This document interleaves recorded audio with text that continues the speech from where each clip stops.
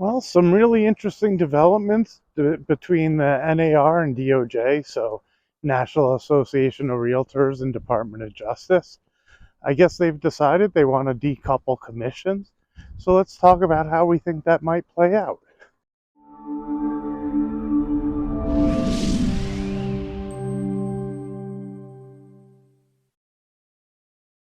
Good morning. My name is Adam Kahn, and I'm the Rational Investor. Today is Wednesday, February 28th. I hope you're all doing well and welcome to my walk. We're going to talk about this NAR lawsuit that's going on today. So they haven't figured out the details yet, but my guess is if you're in the industry, you're going to have to prepare yourself that there's going to be some major changes. The DOJ fined, I think, $2 billion. Forgive me if I'm wrong on the numbers, but they fined the NAR an awful lot of money along with a bunch of real estate brokerages, and then came back and said, no, no, no. Don't think that that just means that's the end of it. That means now we're going to figure out how we're going to move forward. And the first thing they're talking about is decoupling the commissions, meaning the seller won't be able to pay the buyer's agent anymore, which I don't think they've thought it through. If you want my personal opinion, I don't think this is a great idea, but I'm just sharing the information. I'm not trying to give my opinion one way or another, because I think the reality is whatever happens, people are just going to have to deal with it and adjust.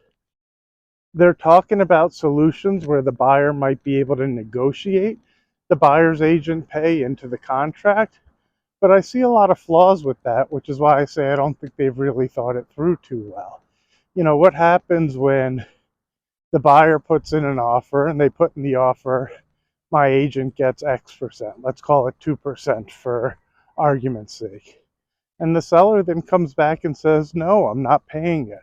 Where do you go from there? And the problem is a lot of buyers don't have the money to pay out of pocket, and they just found the house they liked. So how do you fix that?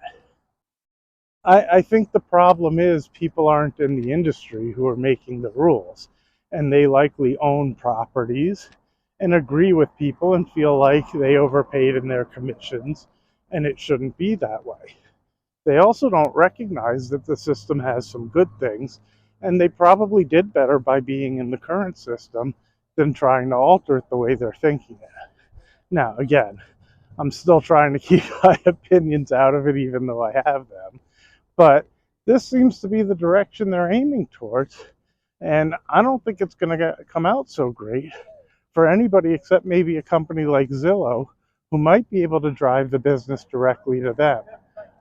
When I think of the different players in the market, sometimes I wonder if a company like Zillow helped push the lawsuit because, what I said to a friend of mine was, if you're a seller and you got this paper or email saying that we're going to start suing let me turn it off and start when I get out of the tunnel. So my understanding is the way the lawsuit started is sellers were contacted, essentially being told that they were shorted the amount of money they should have made on the sale of their home because they shouldn't have had to pay the buyer's agent.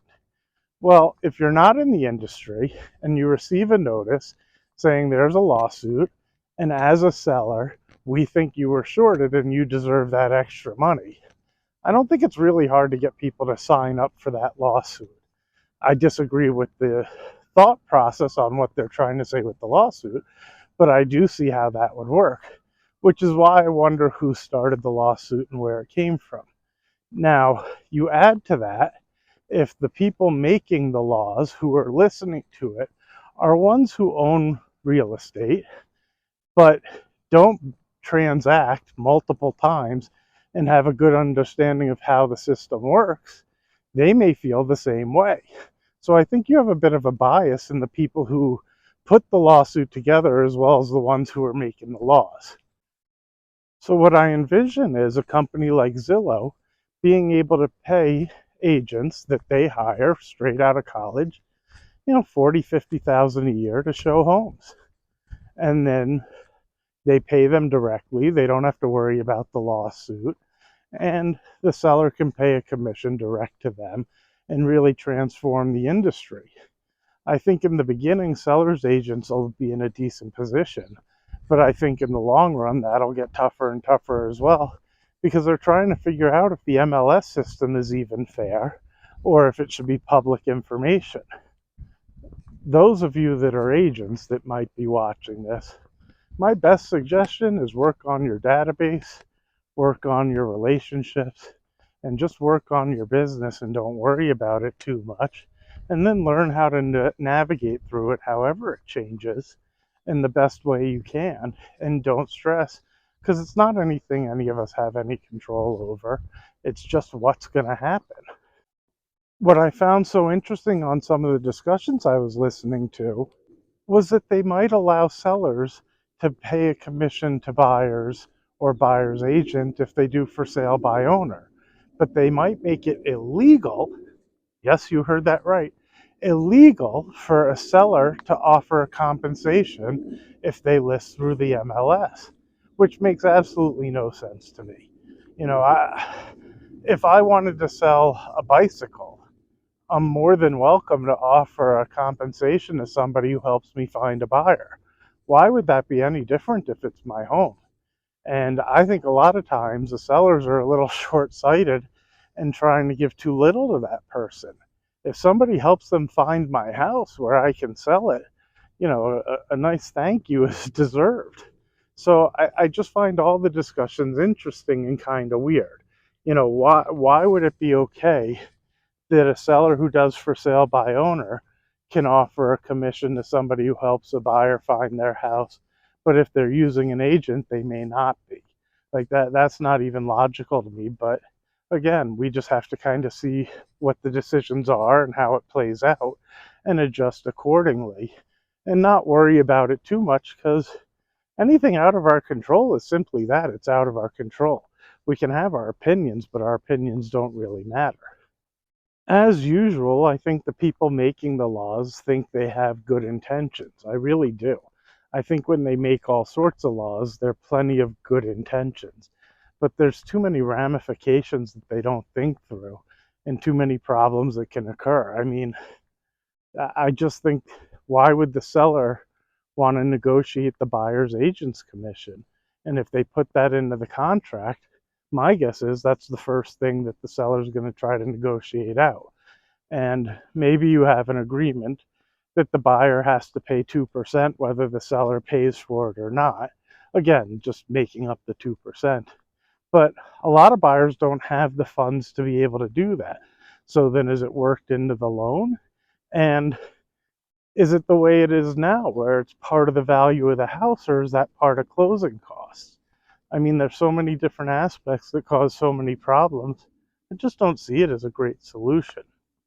I understand that there are things they may not like about the current system, but I've tried to buy properties in other countries, and I got to tell you, our system is better than anything I've dealt with. The stuff that I've seen are these total free-for-alls that make no sense, where people are hiring, 4 or 5 different agents. They're all competing to get the house sold. There's different prices on different websites. You can't get any good information, and you're like scrambling to find stuff. So, you know, maybe there's a cost to making it a better system where there's only one uniform platform. Meanwhile, I really think Zillow and Redfin are going to end up coming out of this like unbelievably well. I think they're in a great position to take advantage of the new rules, but time will tell. Anyway, do me a favor, thumbs up, like, subscribe. I think I forgot to say that in the beginning. I'll be amazed if people have sat through this long. Thank you and have a great day.